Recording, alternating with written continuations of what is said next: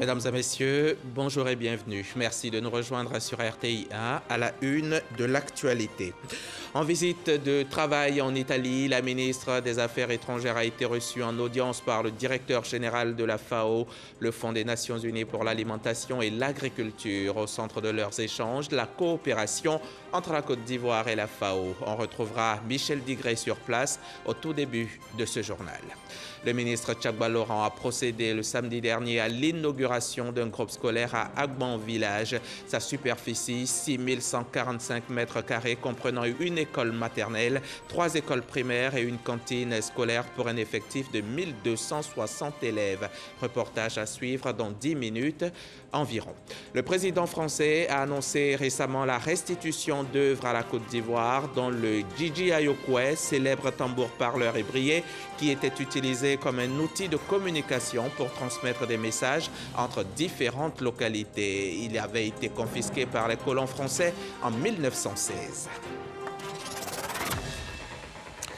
Kandia Camara est à l'extérieur du pays depuis quelques jours maintenant. Pendant l'étape de l'Italie, où elle se trouve en ce moment, la ministre d'État, ministre des Affaires étrangères, a été reçue en audience par le directeur général du Fonds des Nations Unies pour l'alimentation et l'agriculture. Une rencontre qui a servi de cadre pour faire l'état des lieux de la coopération entre la Côte d'Ivoire et l'organisme onusien.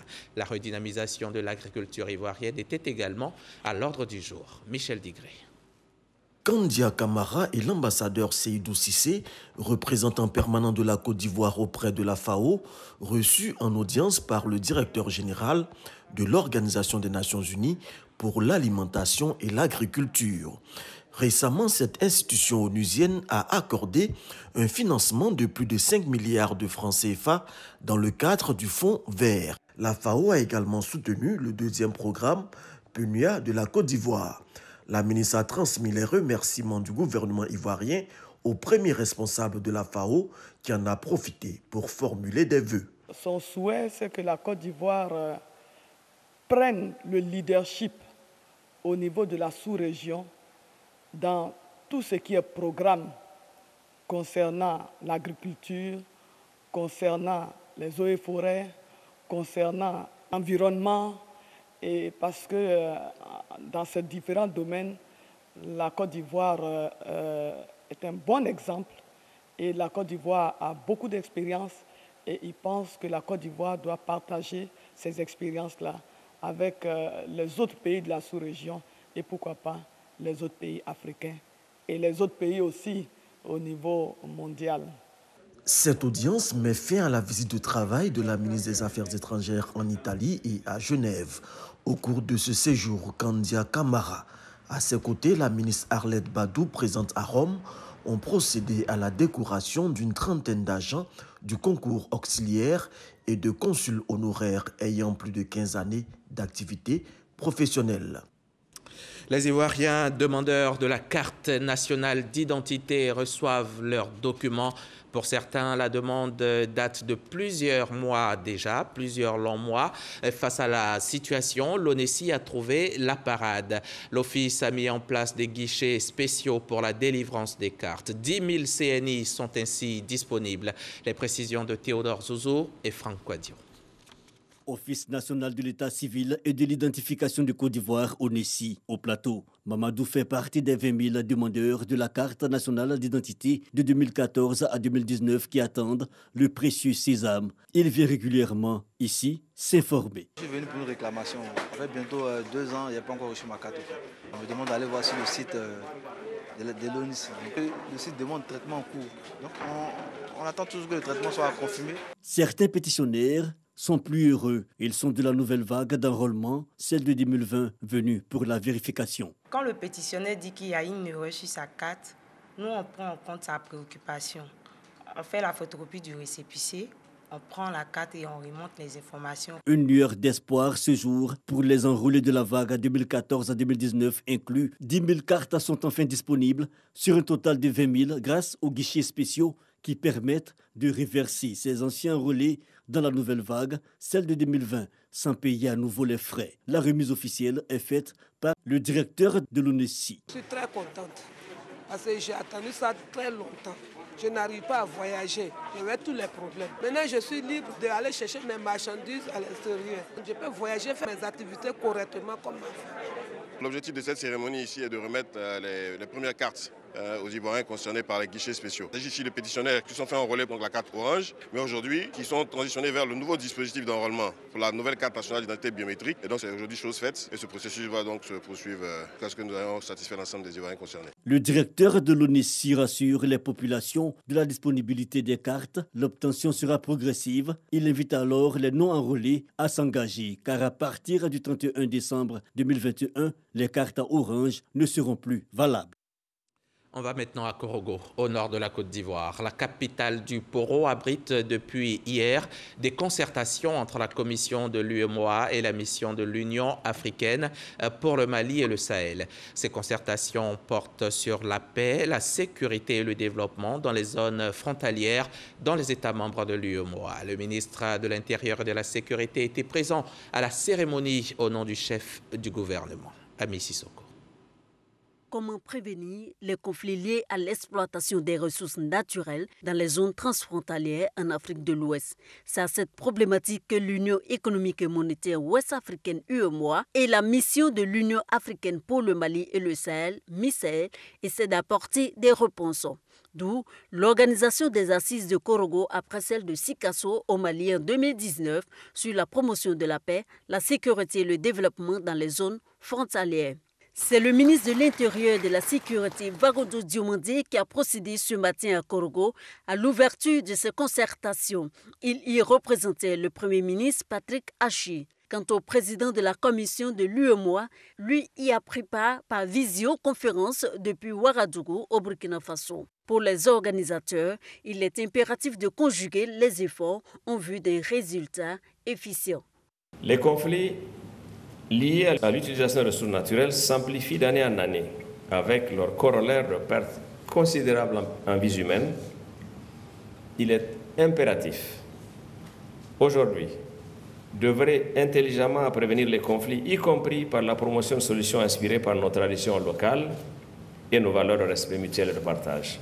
Durant 3 jours, partage d'expériences entre l'Union africaine, l'UEMOA, collectivités territoriales, autorités religieuses, coutumières, responsables des fêtières, forces de défense et de sécurité sur, entre autres, la gestion intégrée des frontières, la sécurité, l'environnement, l'orpaillage et la transhumance.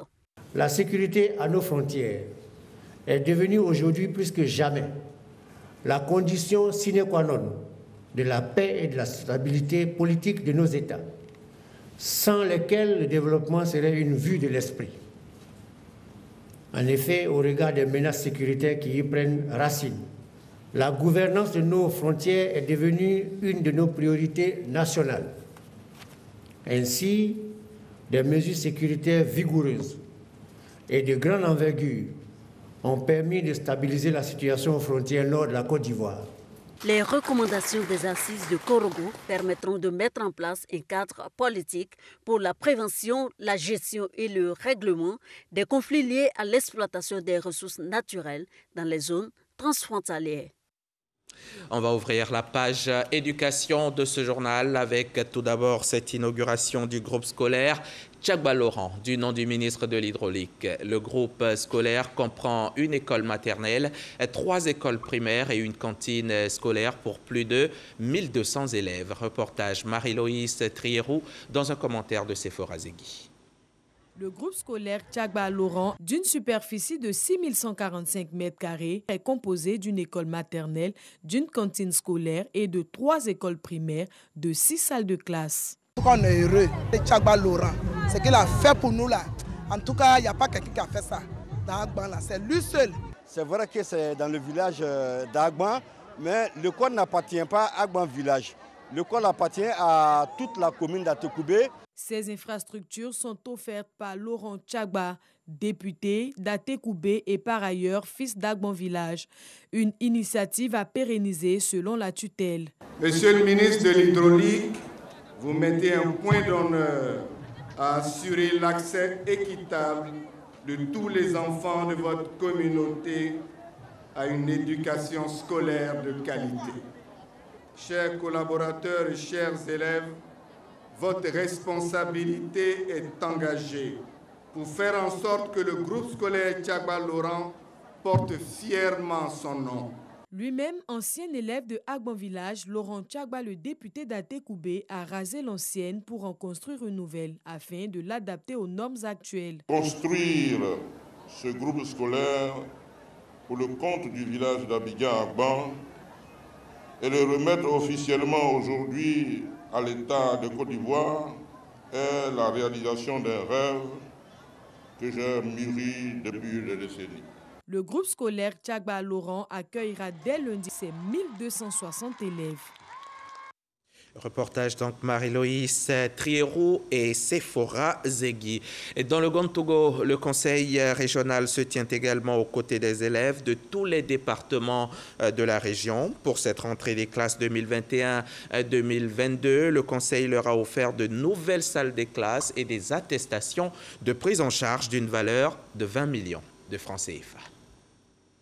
660 prises en charge scolaires d'un coût de 20 millions de francs CFA accordés aux élèves des établissements secondaires privés de la région du Grand-Togo. Un geste du conseil régional pour soulager les parents qui rencontrent des difficultés dans la scolarisation de leurs enfants. Heureux, élèves et parents d'élèves ont traduit leur gratitude. Je suis tellement heureux pour que, à chaque année, on va prier Dieu pour le conseil pour qu'il résiste toujours pour nous soutenir. Le président du conseil régional, Kosonou Kouassi Ignace, a remis les clés de 2 bâtiments de 3 salles, un bureau et des tables-bancs à 2 établissements de la région. Nous sommes très contents d'avoir des nouveaux bâtiments dans notre école parce qu'avant que nous nous asseyions, nous serons dans les classes. Le président du conseil régional a exhorté tous les bénéficiaires à se mettre au travail en vue d'obtenir d'excellents résultats en fin d'année. En plus des enfants à qui on demande d'étudier, nous demandons aux parents de mettre les enfants à l'école. Mais la spécificité de notre région, on disait que les filles n'allaient pas à l'école. Mais quand vous regardez aujourd'hui, le statut de l'école, vous arrivez dans les salles de classe, dans les écoles primaires, il y a plus de filles que de garçons. Et ça, c'est une grande satisfaction pour nous. Nos filles-là ne sont plus des filles de ménage. Ce sont des intellectuels. Et vraiment, je voudrais remercier les parents qui ont compris et les enfants qui acceptent d'étudier. Depuis 2014, le conseil régional a distribué 2442 prises en charge scolaires pour un montant global de 75 millions de francs CFA. Reportage Laure Goretti et Alexis Ouedraogo. C'est donc peut-être une chance de scolarisation encore plus importante de la jeune fille dans cette région, car il est connu qu'en général, les filles sont moins scolarisées que les garçons. D'ailleurs, face à cette situation et à d'autres difficultés bien particulières, les Nations Unies ont consacré une journée à la jeune fille, la journée internationale de la fille, célébrée le 11 octobre de chaque année. Hier donc, le ministère de la Femme a commémoré la journée ici même à Cocody. Patricia Omouetia, témoignage. Loin d'être insouciantes, les jeunes filles portent toute une grande attention à la marche du monde et baignent dans l'actualité de leur pays. C'est d'ailleurs pour cela que Océane ou encore Kwadio Marie ont toutes décidé d'être à la tête dans les filières qu'elles ont choisies. Demander au gouvernement de mettre l'accent sur la scolarisation de la jeune fille, de faire des sensibilisations avec des femmes leaders. J'encourage fortement la promotion des valeurs de la jeune fille et l'impact qu'une jeune fille peut avoir dans la société. En permettant un libre accès aux études, en levant les barrières sociales telles que les mariages précoces, les violences subies, on entre enfin dans un cercle vertueux, a indiqué l'ONG Lion d'Afrique. Aujourd'hui, avec les questions de viol, les jeunes filles sont de moins en moins en sécurité.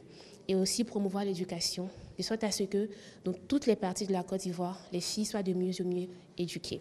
Pour le représentant de la ministre de la Femme, de la Famille et de l'Enfant, cette journée internationale de la jeune fille doit être une véritable prise de conscience sur le plan national et international pour promouvoir ensemble l'égalité entre les filles et les garçons. Selon la vision de Madame la ministre Nassénéba Touré, de tout mettre en œuvre pour mettre fin à des pratiques néfastes qui peuvent handicaper le parcours social et professionnel de la jeune fille. Encore, 132 millions de filles n'ont pas accès à l'école, soit une fille sur 5 selon l'ONG Plan International. Désormais, les 75 pays du réseau Plan International se mobilisent chaque année pour faire entendre la voix des filles et défendre leurs droits à travers la Journée internationale de la jeune fille. C'était un reportage de Patricia Omouetia du service Société de la rédaction. Chapitre santé, chapitre Covid-19.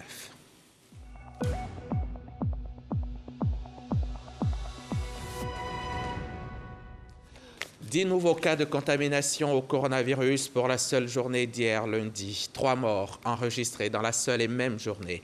1193 cas encore actifs. La Côte d'Ivoire compte à ce jour 60 829 malades depuis le début de la pandémie et 669 décès. À l'heure qu'il est, le virus semble être maître du jeu, mais si nous respectons les mesures barrières, si nous nous faisons vacciner, nous prendrons forcément le dessus.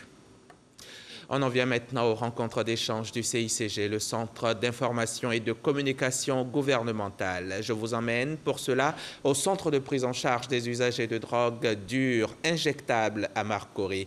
Sur place, les difficultés des pensionnaires du centre ont été égrenées, puis les usagers de drogue ont été encouragés à poursuivre leur traitement. Reportage Théodore Zouzou et Franck Quadio. Ils sont 34. Les usagers de drogue dure injectable, traités à la méthadone, nouveau traitement en Côte d'Ivoire de drogués depuis quelques mois au centre d'accompagnement et de soins en addictologie d'Abidjan, Casa, situé à Marcory, un centre où les résultats ne se font pas attendre. Dieu, si la méthadone, ça va très bien. La méthadone m'a sauvé. Le Casa est visité par le Centre d'information et de communication gouvernementale, CICG, la nouvelle méthode qui consiste à donner de la méthadone pour couper toute envie de consommer la drogue intéresse cette structure. Awa Dosso, directrice depuis le 17 août dernier à la tête d'une délégation, est venue s'enquérir des réalités de ce centre chargé de donner une nouvelle vie à ses pensionnaires. Ces échanges citoyens nous permettent de venir au plus près des citoyens, d'être à leur écoute, de comprendre ce qui fonctionne pour l'améliorer, mais surtout de comprendre ce qui ne fonctionne pas. C'est un exercice de vérité et qui, au travers donc, de l'approche du gouvernement, nous permet d'améliorer donc l'ensemble de nos initiatives et de nos programmes. Ça sera de faire parvenir donc, à nos autorités une note qui va consigner l'ensemble de tous les besoins qui ont pu être levés, dont notamment celui de pouvoir transformer ce centre-là pour avoir des dortoirs, celui de pouvoir également rendre plus disponible la méthadone, avoir une prise en charge donc, au niveau de la protection sociale, au niveau des médicaments. Il apparaît, après les échanges avec les administrateurs, le personnel soignant et les usagers, que le CASA rencontre des difficultés, entre autres un espace exigu. Quand ils viennent ici, en dehors de la prise en charge de son addiction, il y a d'autres pathologies, comme le paludisme, comme des plaies qui les ont. Et c'est ce médicament-là, il faudrait que la pharmacie soit fournie. Le CICG, à travers ses visites de terrain, s'engage à œuvrer par anticipation sur le traitement de thématiques sectorielles majeures dans l'objectif d'accroître la visibilité de l'action gouvernementale. Le ministre des Mines, du Pétrole et de l'Énergie était récemment à Kofi-Siokaha, sous-préfecture de Tembe. C'est dans le département de Katiola. Sur place, Thomas Camara a installé un comité de gestion afin de moderniser le village. On en sait plus avec Kwadio Kwame de la station régionale RTI Boaké. Le comité de gestion est un outil de conseil, d'organisation pour le développement de Kofi-Siokaha. La pression foncière, l'orpaillage, la transhumance, l'arrivée massive de cultivateurs halogènes et étrangers justifient la création de cet instrument de gestion moderne. Le président du comité de gestion du village installé lève un coin de voile sur ses priorités. L'élevage, il faut l'organiser, il faut mettre des textes dessus. L'orpaillage, il faudrait qu'on travaille à ce que l'orpaillage puisse profiter au village. Cette situation d'insécurité qui sévit dans notre pays, mais il faut que nous on sache qui vient faire telle opération chez nous. Noble initiative que d'assister les chefs pour le général Wassena Kone. Pour le parrain de la cérémonie, le comité de gestion de Kofi-Siokaha doit se mettre à la disposition du chef du village. C'est une bonne chose. Ce maillon manquant dans la chaîne entre les mutuelles de cadres et la chefferie, c'est ce maillon que nous venons d'installer ici à Kofi-Siokaha. à savoir le comité de gestion du village, qui est donc un outil à la disposition du chef pour travailler au quotidien pour le développement du village. Le ministre des Mines, du Pétrole et de l'Énergie invite toute la population du Yambol à une cérémonie d'hommage et de reconnaissance au président de la République dans 2 semaines à Kachula. Kofisioka est le siège du canton Kachala.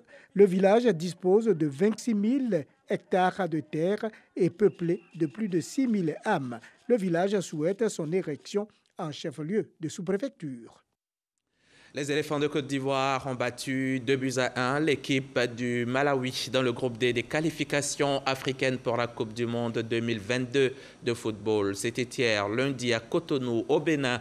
Grâce à ce court succès, les Ivoiriens qui ont 10 points sont en tête du classement devant les Camerounais, crédités de 9 points avant les 2 dernières journées prévues entre le 11 et le 16 novembre. Un reportage d'Arsène Kouassi, RTI Sport. La manière n'a pas été au rendez-vous, mais dans les éliminatoires de la Coupe du Monde, seul le résultat compte.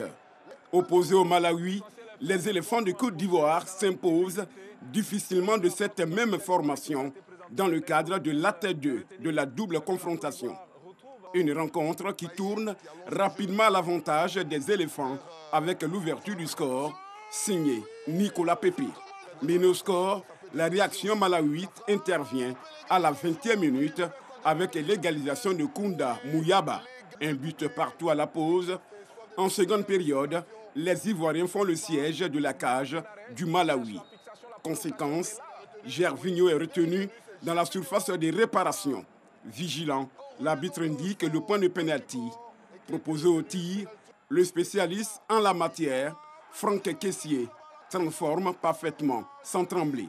Le pénalty, c'est son exercice préférentiel, il ne trempe pas. Un avantage que les coéquipiers de Serge Aurier préservent jusqu'au terme de la rencontre.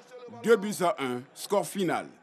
La Côte d'Ivoire assure l'essentiel et confirme son leadership dans le groupe D en attendant la prochaine sortie des éléphants en novembre contre le Mozambique.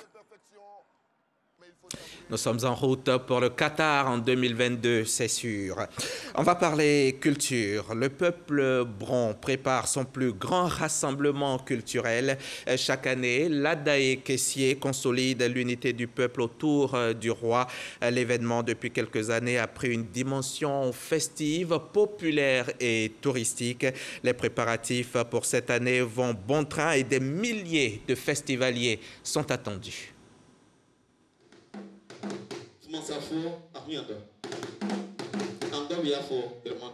Les tambours annoncent les couleurs de l'Adaye Kessié. Le peuple bron se prépare à vivre le plus grand rassemblement culturel du royaume. Après 31 ans d'interruption, la fondation Adaye Kessié, dirigée par Bini Ouattara Daouda, a réussi le pari de raviver la flamme de cette tradition. Ça attire le tourisme. Et ça nous permet aussi de développer tout ce qui est économie à travers l'artisanat, les danses, les us et coutumes de la région. Et le royaume, c'est 2 pays, la Côte d'Ivoire et le Ghana. Ça nous permet de faire un circuit touristique. Depuis 2016, la plateforme réaffirme l'unité du peuple autour du trône pour valoriser le patrimoine et les valeurs identitaires bron. Pour cette 6e édition, le ministère de la Culture et de l'Industrie des Arts et du Spectacle, représenté par Paul-Marie Kossonou, reste un des partenaires privilégiés.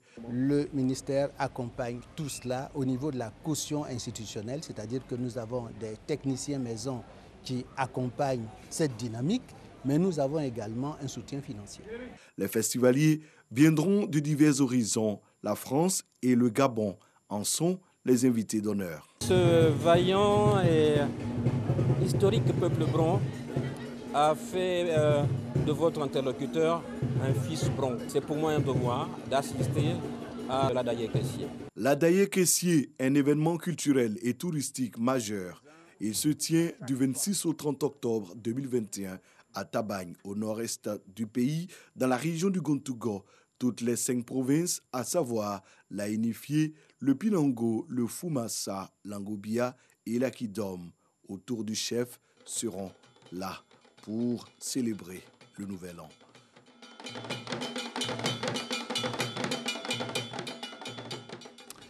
On parle de culture, on parle de tambour. Le président français Emmanuel Macron a annoncé la restitution d'œuvres à la Côte d'Ivoire, dont le Djidji Ayokwe, célèbre tambour parleur ébrié, réclamé de longue date par Abidjan. Ce tambour, qui était utilisé comme un outil de communication pour transmettre des messages entre différentes localités, avait été confisqué par les colons français en 1916 et est actuellement conservé au musée du Quai Branly à Paris. Les restitutions d'œuvres d'art pillés à l'Afrique sont un des points saillants de la nouvelle relation que le chef de l'État français entend nouer avec le continent. Le tambour quitte donc le Quai Branly à Paris pour Abidjan. En attendant, allons-y en Italie, où les chiffres du taux de natalité sont fortement en baisse depuis des années. Avec la pandémie de Covid-19, un nouveau plancher a été atteint avec des conséquences pour l'économie et la société italienne. Direction Caltagirone, dans le centre de la Sicile, cette ville où le taux de natalité a été le plus bas au cours des 20 dernières années, avec les inscriptions dans les écoles maternelles et primaires qui ont chuté d'un tiers. On en parle avec Alexis Ouedraogo. Quand Daniela a commencé à travailler en Sicile il y a une trentaine d'années, elle avait une trentaine d'élèves par classe. Un chiffre aujourd'hui quasiment divisé par 2 en raison de la chute de la natalité. Nous sommes passés de classe de 28 à 29 élèves à une moyenne maintenant de 15 à 16 dans certains cas. Chaque année, nous constatons une diminution du nombre d'inscriptions d'élèves en maternelle et cela se répercute automatiquement sur toutes les années scolaires suivantes. L'Italie a depuis longtemps l'un des taux de natalité les plus bas d'Europe, mais la situation s'est empirée avec la pandémie. L'an dernier, la population s'est réduite de presque 400 000 pour tomber à 59 millions, avec une explosion du nombre de décès et le ralentissement de l'immigration. Si vous avez des difficultés à avoir une situation stable, vous décidez de ne pas avoir d'enfants. Si je trouve les bonnes conditions économiques, sociales et psychologiques pour avoir un enfant, j'en aurai un ou j'en adopterai un. Mais je ne pense pas que cela puisse se produire dans les 10 prochaines années. Moins d'enfants aujourd'hui signifie moins d'adultes travaillant et payant des impôts dans quelques années, ce qui rendra le pays moins productif et en difficulté pour maintenir le niveau de vie de sa population vieillissante. Le système italien de protection sociale est actuellement centré sur les personnes âgées en Italie, ne laissant que peu de ressources aux plus jeunes. Dans le cadre de la stratégie pour enrayer ce déclin démographique, le gouvernement travaille sur un projet de loi visant à introduire des aides plus généreuses pour les familles avec enfants et des congés parentaux plus longs. Mais il faudra cependant attendre plusieurs années afin qu'il y ait un impact. Je vous ramène en Afrique, au Mali, où à peine ouvert hier lundi 11 octobre le procès des auteurs présumés du meurtre pendant le coup d'État de 1987 du révolutionnaire burkinabé Thomas Sankara, alors président du pays, âgé de 37 ans, a été renvoyé ce lundi au 25 octobre prochain à la demande de 2 avocates de la défense qui ont demandé plus de temps pour consulter les pièces du dossier. Des proches de victimes et des associations avaient envoyé vendredi une lettre ouverte au président de la Chambre pour demander l'enregistrement du procès. Le comité du mémorial Thomas Sankara en était signataire. Leur demande a été purement et simplement rejetée. Le procès ne sera pas enregistré. L'armée malienne aurait procédé à des arrestations arbitraires et à des exécutions extrajudiciaires dans la localité de Sofara, cercle de Djenné, dans la région de Mopti. L'armée malienne dément, tandis que des vidéos au contenu particulièrement violent circulent sur les réseaux sociaux. Sur une vidéo, par exemple, un homme présenté comme un imam subit l'interrogatoire d'un soldat malien qui lui tord les membres pour le forcer à reconnaître son appartenance à un groupe terroriste. L'armée reconnaît l'authenticité de la vidéo, mais ne reconnaît pas la centaine d'arrestations et encore moins les assassinats. Fin de ce 13h. Merci de nous avoir suivis et on se retrouve demain. Bonne suite des programmes sur notre chaîne.